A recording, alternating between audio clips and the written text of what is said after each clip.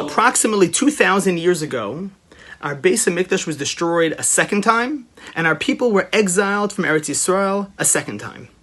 When we think about Galus, about Jewish exile, so it has many manifestations, but primarily what it means is Jews were exiled from Eretz Yisrael.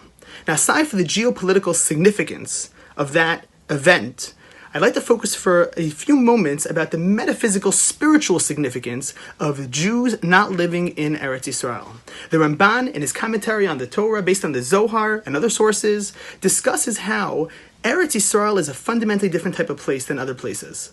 In Eretz Yisrael, it's the land the Torah says, Eine Hashem tamid ba. Hashem's eyes are always there. What does that mean? Ramban explains that when Hashem bestows goodness on this world, so in Eretz Yisrael, it happens directly. And when a person then davens to Hashem, it happens directly as well. There's nothing in between.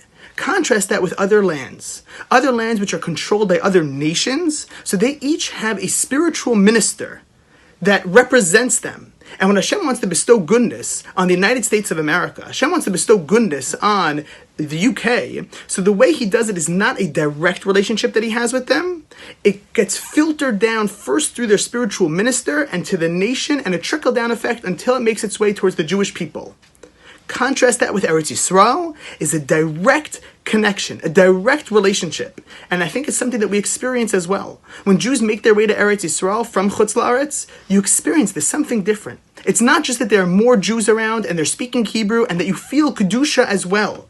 You feel there's something else. There's a direct connection to Hashem that you don't feel in other places as well. This has many manifestations in terms of the mitzvos that we perform, the davening that we have. Every single element, every single part of that gets interrupted to a certain extent when we're in other nations, when we're in other lands, that it doesn't go as directly up towards Hashem because there's some type of spiritual interference. Now, this awareness, being aware of this point is critical because aside from the fact that we have this spiritual interference in these other lands, there's a spiritual contamination. For our Jewish souls, when we are under the jurisdiction of other nations, it's not just that we're not formally fulfilling the mitzvah of living in Eretz Yisrael. We're in a contaminated land. As much kindness and goodness as they do for us, and we live in a wonderful country, at the end of the day, spiritually, it's not where our souls belong. It's somewhere, it's the equivalent of being in an area where there's smoke.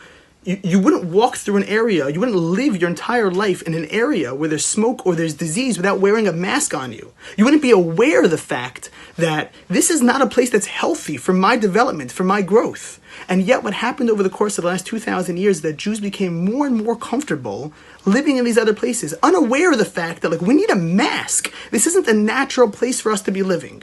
Now, how do we overcome this problem? So first, practically, we can make our way, whoever's able to move to Eretz Yisrael. That's a place where our souls belong. But beyond that, for those who aren't able to, at this current time, to move to Eretz Yisrael, so what should we do?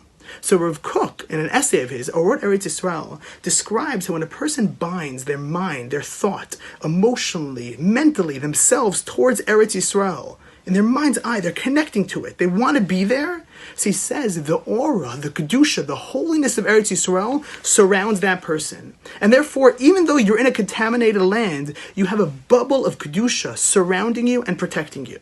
And therefore, so long as we still are in this Galus, we are still in Chutz La'aretz, aside for ourselves practically moving to Eretz Yisrael and moving forward in that area, in that regard, in terms of while we're still here, to be thinking about Eretz Yisrael, to be connected to it, and most importantly, to realize this is not a healthy place for us to be, that even if we're here, just to be mindful, we need to be wearing a mask and we need to be thinking about the fact that we need to be in Eretz Yisrael. That bubble, that Kedusha will protect us and help us move forward.